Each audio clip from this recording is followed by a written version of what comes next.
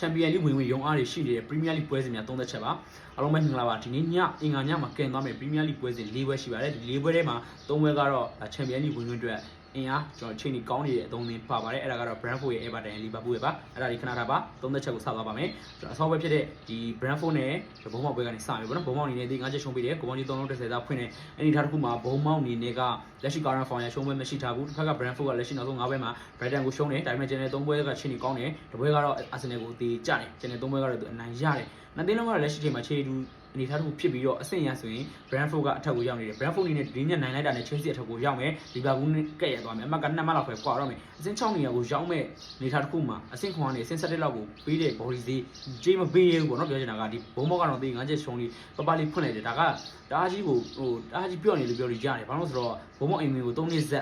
ဆက်ရှေ့မှာ1-2-1-2-0ဒါ3နှစ်ဆက်ကိုBrentford တွေနဲ့နိုင်ကျင့်သွားတာပြီးတော့ပြီးခဲ့တဲ့ EFL ကပ်မှာတော့လည်းဘုံမောက်အင်မီကို0-2ပြီးတော့ Premier League မှာလည်းသူ့အင်မီမှာ4-1ဘုံမောက်ကိုတွေ့တိုင်းကိုကြိတ်နေတာလက်ရှိနောက်ဆုံး3နှစ်တွင်မှာပေါ့အဲ့တော့ထပ်ပြီးတော့ဒါ4နှစ်မြောက်ထပ်တွေ့ရမယ် Premier League ပွဲစဉ်ဘုံမောက်အင်မီထပ်တွေ့ရမယ်ဘုံမောက်တို့အနေနဲ့အရှင်းနှစ်ကြော်လုံး EFL ကပ်ကော Brentford အင်မီမှာတော့ရှုံးခဲ့တဲ့နှစ်ကြော်လုံးဟာ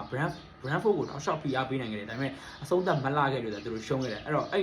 လုံးကရှုံးပွဲတွေကိုသူတို့အနေနဲ့ကောင်းကောင်းကြီးသင်ခန်းစာယူပြီးတော့ပြန်ချိန်မှရမယ်ကလေးသားခြေရမယ်အနေထားတစ်ခုလည်းရှိတယ်လက်ရှိမှာပေးတဲ့ဈေးတန်းကိုချိန်ကြည့်မယ်ဆိုရင်တော့နှစ်သိန်းလုံးရဲ့ current form နဲ့နှစ်သိန်းလုံးရဲ့အဆင့်အနေထားတစ်ခုကတော့ဒါတာမန်နှစ်သိန်းခြေလူနှစ်သိန်းလို့ဘူဂီကတတ်မှတ်ထားတာဖြစ်တဲ့ဒေတယ်ပဲဖွင့်ထားတယ်ကိုကြိုက်တဲ့ဘက်ကိုနေဆိုတဲ့ပုံစံမျိုးဖွင့်ထားတယ်ကျွန်တော်ကတော့ဒီညပွဲစဉ်မှာဘုံမောက်ကိုပဲကြိုက်ပါတယ်ဘုံမောက်အနေနဲ့Brentford ကို3နှစ်ဆက်ရှုံးကြီးဒီညမှာအဆုံးပြန်တက်လိမ့်မယ်လို့ထင်ပါတယ်ဒါကြောင့်ဒီဘက်မှာဘုံမောက် body ပေးပါတယ်နောက်တစ်ဘက်ကအဲ့ဒါကကျွန်တော် Everton နဲ့ Burnley ပါဒီဘက်မှာ Everton ရဲ့ body J1+10 ပေးတယ်ကိုပေါင်းချင်းနှလုံး90ရှုံးပေးတယ်ဒီကိုပေါင်းချင်းကြီးကကျွန်တော်တို့ဒီဘောနော်ဘန်လီကိုတော်တော်လေးစော်ကားထားရကြတယ်ဘာလို့လဲဆိုတော့ဘန်လီနဲ့လက်ရှိမှာဝေးဝေးမှာ Chelsea ကို1 draw ကျွန်တော် CBA ကို2-3ဟောပြီးခဲ့တဲ့ပွဲ Brentford ကို3-4အဲ့3ပွဲတဲ့တွေကိုဘန်လီခြေစမ်းကရှေ့တက်လို့မရဘူးဂိုးဒီ green man နဲ့ခြေစမ်းရှိတယ်ဒါကို body ကြီးမှာကိုပေါင်းချင်းပေးတာကြီးက2-90ရှုံးဒါကEverton နဲ့ Burnley ကြီးရှိသေးတယ်ဒီဘက်ဒီဘန်လီဘက်ကိုဂိုးမပေးထားတဲ့နေထားကြီးတအားကြီးကိုထင်သေးလုံးကကြတယ် Everton အင်္ဂလန်ကလက်ရှိကြစ်တာမှန်တယ်တွေးဆုံမှုတွေရကြအောင်လို့ဒီစင်းတန်းဖွင့်လိုက်တယ်လို့ကျွန်တော်ကတော့မြင်မိတယ်ဘာလို့လဲဆိုတော့တွေးဆုံမှုတွေမှာ Everton က6နှစ်မှာ9နှစ်နိုင်တယ်2နှစ်ထဲရှုံးတယ်အဲ့9နှစ်လုံးနဲ့မှာဂိုးအောက်တွေရလက်ကပို့ပြီးတော့များတယ်လို့ဘန်လီနေနဲ့ Everton အင်္ဂလန်ကိုဂိုးသွင်းနိုင်တဲ့နှစ်ကလည်းတော်တော်ရှားတယ်ဒါကြောင့်လည်းဒီစင်းတန်းဖွင့်လိုက်လို့မြင်တယ်အဲ့တော့ဒီနေ့ညပွဲစဉ်မှာဘူလီမြင်စီချင်တာကတော့ Everton 1-2-0လောက်ပဲဆိုတဲ့ပုံစံမျိုးမြင်စီချင်တယ်ထိုးသားတွေကလည်းအဲ့လိုမြင်ပြီးတော့ကို Everton ကိုပြုံနေကြတယ်အဲ့ဒီချက်လိုက်ရဆိုမဟုတ်ဘူးမန်ယူကိုကတ်ရှုံလာရဲ့ပြီးခဲ့တဲ့ပွဲ Newcastle ကို 2-3 နဲ့ချိန်သွားတဲ့ခြေစွမ်းတွေအရှိမှာကောင်းပြတဲ့ခြေစွမ်းတွေကြောက်မလို့ Everton ဒီညမှာဘန်လီကိုနိုင်မယ်ပြီးတော့ head to head ရမှာလဲ9နှစ်မှာ9နှစ်ကြီးတောင်မှာပဲ Everton ကနိုင်လာတာဖြစ်တဲ့ဒီနေ့မှလည်းနိုင်ဖို့ကမခက်ဘူးဆိုတဲ့အတွေးတွေနဲ့ထိုးသားတအားကြိုက်နေတယ်ထိုးသားတအားပြုံနေတယ်ကျွန်တော်မှားပြီးသားဒီစီးတန်းမှာကျွန်တော်တွေ့တိုင်းပြောပြီးသားဒီ1+10ဒီ1သေးဒီ1+20 body ဈေးတွေကဘယ်တော့မှနှောက်ကိုမပြတ်ဘူးပြတ်တဲ့ပွဲကလည်းရှားတယ်10ဘက်မှာကျွန်တော်3ပွဲလောက်ပဲပြက်တယ်အဲ့ပြီးတော့ဒီ body ဈေးမှာကတကယ်လို့နိုင်သွားလဲအောင်သွားလဲ1စီအထက်မပို့ဘူးအကန်ဆိုရင်တေးကျသွားနေတယ်ဆိုတာမျိုးကိုလည်းထက်ကကြုံတိုင်းလဲမှားရတယ်အဲ့တော့ဒီနေ့ညမှာလည်းဒီ body ဈေးကနှောက်ကိုမပြတ်နိုင်ဘူးလို့ထင်တာဖြစ်တဲ့အတွက်ကျွန်တော်ကတော့Burnley body ကိုပဲရွေးချယ်ပေးချင်ပါတယ်နောက်ရဲပါအဲ့ဒါကကျွန်တော်လီနဲ့ဆန်လာလန်ပါဒီပွဲစဉ်မှာလီအနေနဲ့ body 1+95စာပေးတယ်ကိုပေါင်းကြီးကတော့နှလုံး60ရှုံးဖွင့်ထားတယ်လက်ရှိမှာလီအနေနဲ့ကအိမ်ဝင်ကျွန်တော်မက်ဆီကိုရှုံးတာကလည်းကျန်တဲ့4ပွဲဆက်ကအချိန်ကြီးကောင်းတယ်ဒီဘက်ကဆန်လာလန်ကတော့အဲ့လိုမဟုတ်ဘူးနောက်ဆုံး5ပွဲမှာ4ပွဲအထိကိုအချိန်ကြီးမလောက်ဘူးเนาะပြီးခဲ့တဲ့ဒါသူ့အနေနဲ့ဘုံမောင်းတဲ့ပွဲမှာတော့သူတေးကြအောင်ကန်နိုင်လိုက်တယ်ဂျားပွဲသူဖလားပွဲတွေဒီပွဲတွေပဲသူနိုင်တာမှာကျန်တဲ့ပွဲတွေကအရှုံးတွေကြီးပဲပြတယ်လက်ရှိနှစ်သင်းလုံးရဲ့ခြေစမ်းနဲ့ current form ရကြည့်မယ်ဆိုရင်လီကတာတယ်အဲ့ဒီနေထားတစ်ခုမှာ body ကြီးပေးတဲ့ကြီးကတော်တော်လေးပြင်းတယ်လို့ပြောရတယ်အဆင့်7နှစ်ကိုအဆင့်15ကနေပြီးတော့ပေးတဲ့ကြီးတော့ဟာတေး90ရှုံးလောက်ဖွင့်ကိုဒါတင်နေပါပြီဒါကို1+95ထိဖွင့်တာကြီးကရဲတင်လုံးကကြီးတယ်ရဲတင်လုံးနဲ့ကြောင်းရင်းကလည်းတစ်ချက်သေးပါပဲအဲ့ဒါကဆန်လာလန်ကအိမ်ဝင်းဘလောက်ကောင်းဝေးဝင်းခံစစ်ရော့တာကြီးကတိတာလုံးနေလို့ကိုဆန်လာလန်ခံစစ်ကိုမယုံလို့ကိုလီကိုတာမန်ပေးရမယ့်ဈေးထက်ကိုပို့ပြီးတော့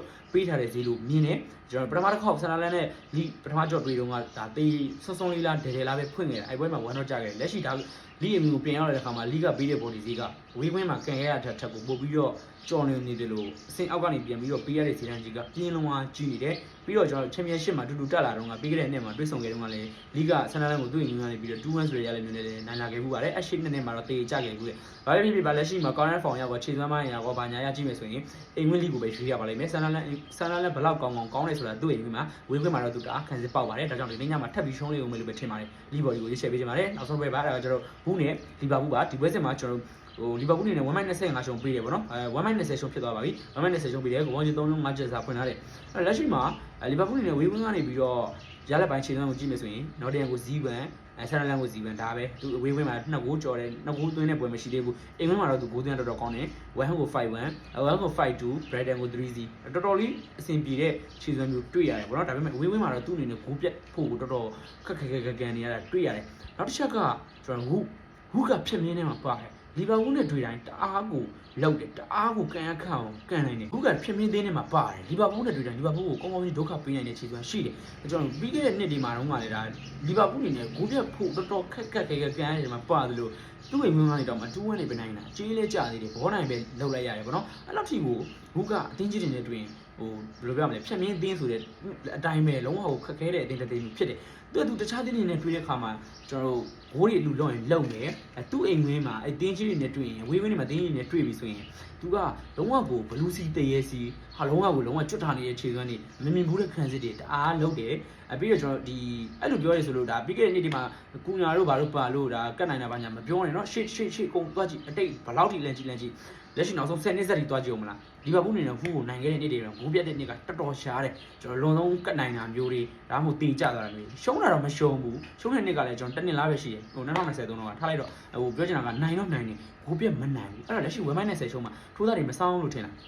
no ကျွန်တော်နေပြောနေလေတလုံးသွင်းနိုင်တဲ့20ရက်ရှုံးမှာဝမ်ကိုသွင်းခဲ့တဲ့ခြေစွမ်းတွေနော်တယန်တို့ကျွန်တော်ဒီဆန်လန်တို့တော့ဆန်လန်နဲ့အင်ဝင်ချစ်ပါလေဆိုတဲ့တင်းကြီးတို့တော့မှငါတို့ကတလုံးနေဆုံးသွင်းတာပဲဟူကအင်ဝင်မှာပေးကို30ကြီးတောင်ပေးထားတာဒီနေ့ညပွဲစဉ်မှာနေဆုံးနှလုံးသုံးလုံးသွားမှာပဲဆိုတဲ့အတွေးနဲ့ထိုးသားတိုင်းဟာလီဗာပူးကိုကြိုက်တွေ့နေကြတယ်အဲ့ဒါကပဲဘလူးဂီအကြိုက်ဖြစ်နေတာဘလူးဂီကမင်းညာကရီမက်ဒရစ်ကိုလုံးတယ်လို့150ရှုံးဖွင့်တော့ထိုးသားတွေကနေပြောနေလေနေဆုံးတလုံးသွင်းတာငါတို့50ရှုံးလုံးမယ်ဆိုတဲ့အတွေးနဲ့အကုန်ပြုံးကုန်တာခုလည်းအဲ့လိုပဲလာလီဗာပူးကိုတလုံးသွင်းတော့20ရက်ရှုံးမှာဆိုပြီးနေပြောပြီးတော့လီဗာပူးကိုပြုံကြမယ်ကျွန်တော်ကတော့ရှင်းပါတယ်ကျွန်တော်တို့ဖြတ်မြင့်အသင်းပြီးကျွန်တော်အသင်းကြီးတွေတွေ့တိုင်းလုံးဝကိုကောင်းကောင်းကြီးဒုက္ခပေးနိုင်နေတဲ့ဟူကိုပဲပြီးချေပေးချင်ပါတယ်အဲ့တော့ဟူ body ပါအဲ့ကျွန်တော် Premier League ၄ပွဲလုံးအနည်းချုပ်မယ်ဆိုရင်ဘုံမောက် body